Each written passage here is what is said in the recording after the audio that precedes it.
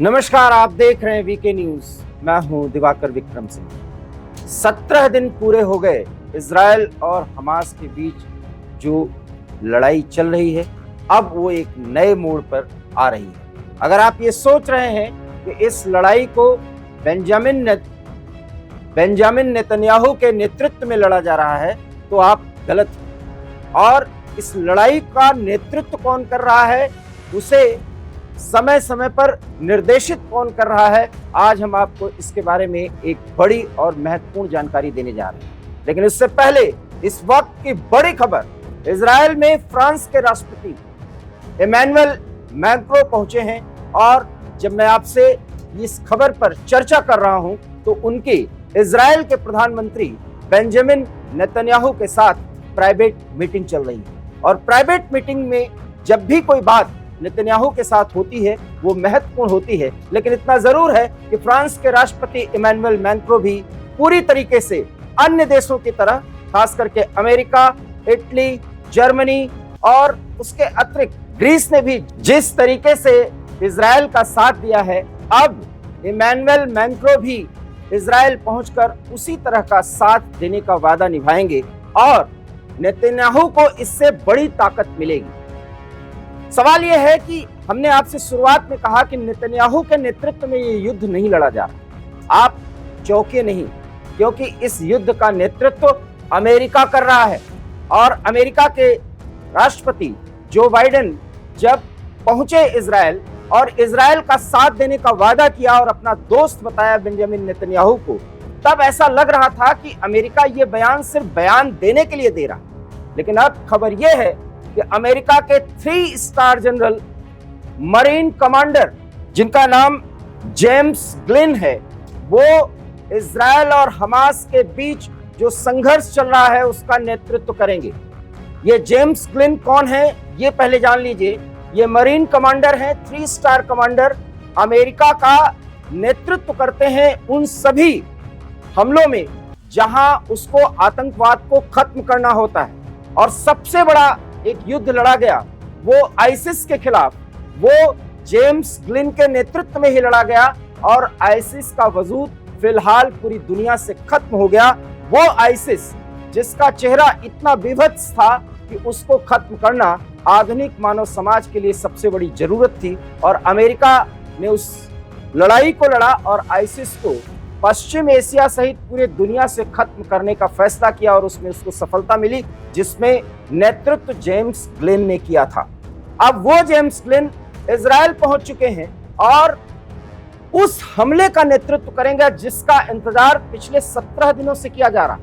क्योंकि अब अमेरिका ये मानने लगा है कि इजराइल भले ही हवाई हमले में हमास की कमर तोड़ दी हो, लेकिन उसकी सेना जो गाजा से मात्र अब 3 किलोमीटर की दूरी पर खड़ी हुई है और 3 लाख से अधिक फौज है, लेकिन गाजा में एंट्री नहीं कर रही है, प्रवेश नहीं कर रही है। इसके पीछे सबसे बड़ा कारण यही है, जो हमने आपको बार बार वीके न्यूज पे बताया है, कि अगर इजराइल की सेना और उसके टैंक्स गाजा में एंट्री करेंगे तो बहुत भारी क्षति होगी। इजरायली भी ज्यादा संख्या में मारे जाएंगे और फिलिस्तीनियों को तो ज्यादा से ज्यादा मौत के मुंह में अपने आप को ढकेलना ही होगा, क्योंकि वो लड़ाई होगी, कोई आम संघर्ष नहीं।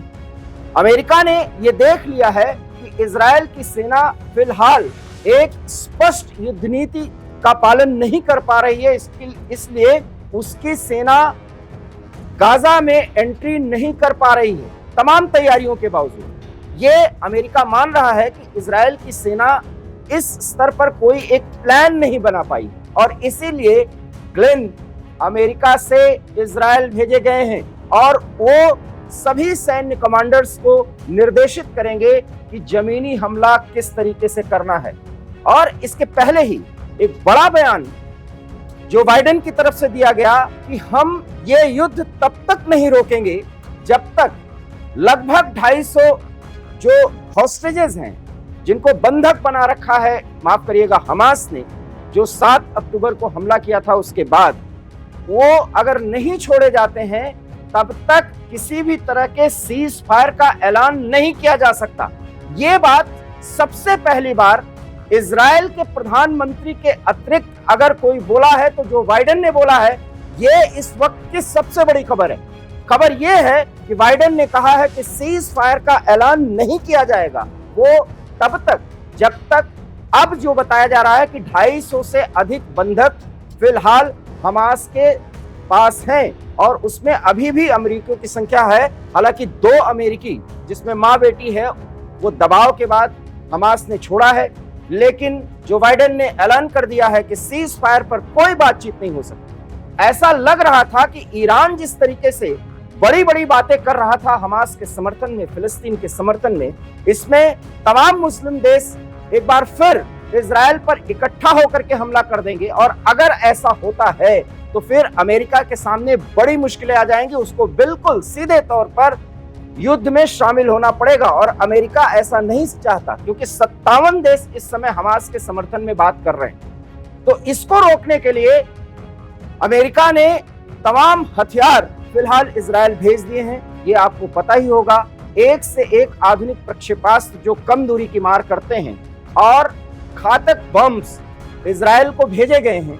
ये एरियल अटैक जिसे हवाई हमला कहा जाता है उसमें इजराइल इसका इस्तेमाल कर रहा है और कल से लेकर के आज तक 400 से अधिक हमले गाजा में किए जा चुके हैं और कम से कम 500 आतंकी मार दिए गए हैं, ये दावा किया जा रहा है। हालांकि आधिकारिक पुष्टि अभी आईडीएफ जो वहां के सेना के प्रमुख कोर कमांडर है और उनकी टीम है, ये उसकी पुष्टि नहीं कर रहे हैं, लेकिन खबर ये भी आ रही है। इस बीच इमैनुअल मैक्रों का इजराइल पहुंचना और उधर जो बाइडेन का ये बयान देना कि अब सीज फायर तब तक नहीं हो सकता जब तक बंधक बनाए गए लोगों को नहीं छोड़ा जाता। मतलब साफ है, अमेरिका के इशारे पर और निर्देश पर ही बेंजामिन नेतन्याहू अगला कोई फैसला करेंगे।